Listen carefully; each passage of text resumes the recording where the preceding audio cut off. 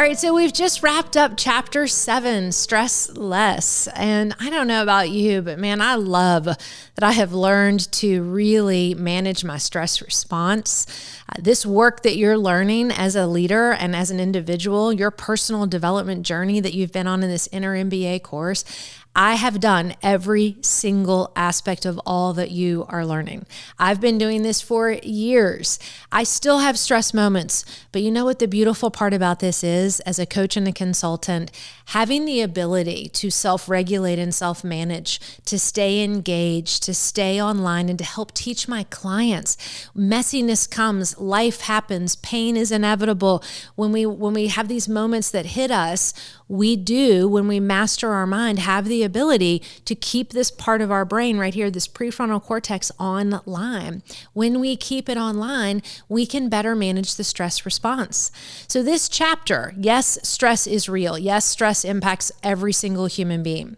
When you are a radically stressed out leader and you live in a constant state of stress response, that's when you begin to make really poor decisions. Maybe you make some poor ones even when you're not stressed. But I will say chronically stressed leaders do not make the best decisions. They don't make the best leaders either. And so when you are able to learn and understand, which is what this chapter was all about, in looking at stress statistics, what are the benefits of reducing stress, how to manage your anger, to really be able to keep your nervous system in check and online in moments of frustration, you become a better leader. Now, it's really important here because I feel like in the corporate workplace, you might be going, yeah, I already know that stress is bad for me as a leader. I already know I should calm down. And we even know that we should do things like eat healthy and meditate and take walks and do all of the healthy things as leaders. But when you go offline and your stress response kicks in, the biggest thing I want you to take back to the workplace is to remember, your brain is going to say, Yetta, you don't have the skills and capacities to show up as your healthy, highest self. I'm going to have to put you on autopilot, bring in an old script, and the deepest part of your brain, the amygdala, all the things you've been learning are going to jump in, and now your survivor self has to show up. People who lead from their survivor self lead very limitedly, and they also have a very limited career as a leader because people won't stick around for a very long time or the company won't keep them around. And that's the reality.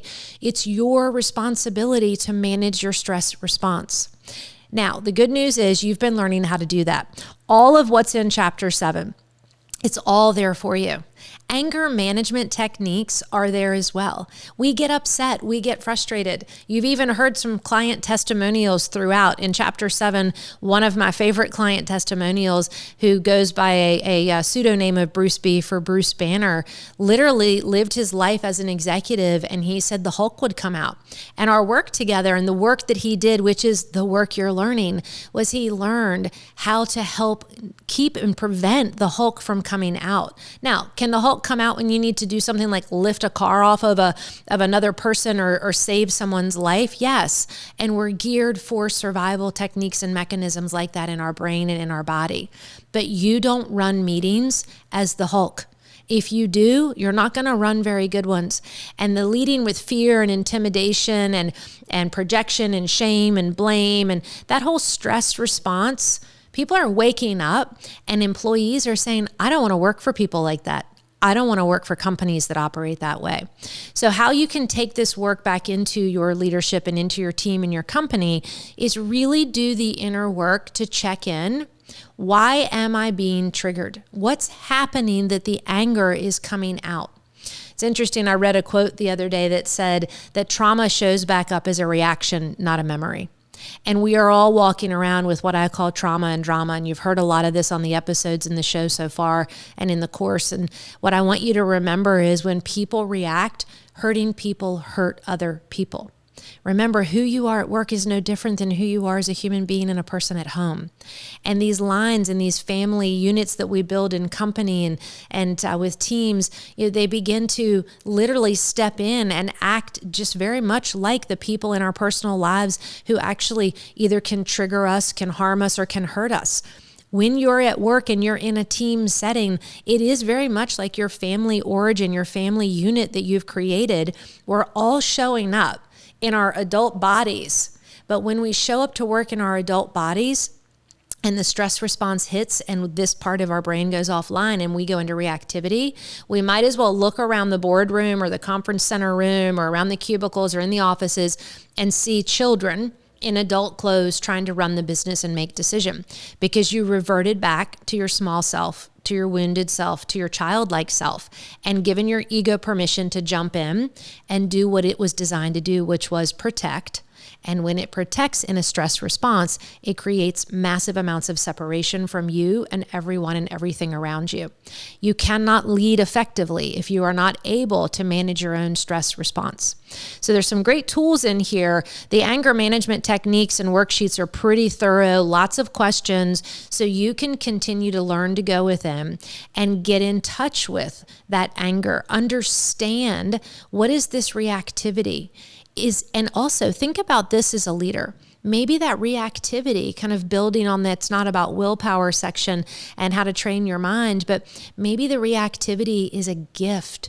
Maybe that coworker that said something that really triggered something in you, or you wanted to lash out, maybe that person's giving you a gift to heal something inside of yourself instead of continuing to react and lash out and project something onto others.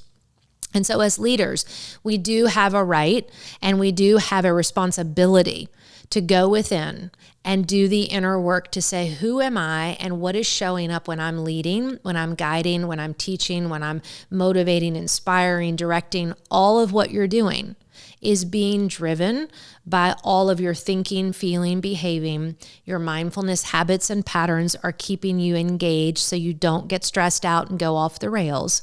And if you do, remember, mindfulness is in the middle of all of this because it brings us back. And it says, it's okay, I messed up, but I can come back. I can forgive myself and others, and I can show back up and try again. And I can show back up and try again. So this isn't work that you do once and you get it and you've got it and you become a rock star at it. It's online, it's digital, it's in the capacity for you to keep revisiting so you can keep working that muscle to stay present, to stay awake, aware, and available. And when stress comes, not let it clip your legs out from under you and take you back into an inner place in your being that is not your best self. It might be your 5-year-old self, your 15-year-old self, your 8-year-old, 7-year-old, whatever self. That part of you and that pattern and that behavior can't show up and lead. So when we get stressed, that's what happens. The brain goes back to the basic, easiest, oldest script it has and says, hey, the last time somebody did this to you and you got stressed out, this is how we dealt with it. We're going to do that again. And literally, that's all you're asked to do as a leader. Do the work for yourself, but also hold compassion when you see someone else in a stress response and maybe reacting in what you might want to name as poorly. Maybe pause, offer them some compassion. And when they get to a calm, cool-blooded state and they can engage, talk to them about what happened. Give them some compassion. Offer them the ability to be the leader that you are learning to be so that they can show up and re-engage and come back online and you guys can work through it. So that's how you take the stress response and take it to heart as a leader, but how you take this work back into your own leadership and into your company. And remind everybody, these skills are here. Guys, if we're in a meeting and stress happens and we're starting to go offline, one or two or all of you can remind each other. You can go back to the work and you can say, wait, we've learned all these cool techniques. Are we applying them? And if we aren't, let's pull them back in so we can get people back online and they can keep moving.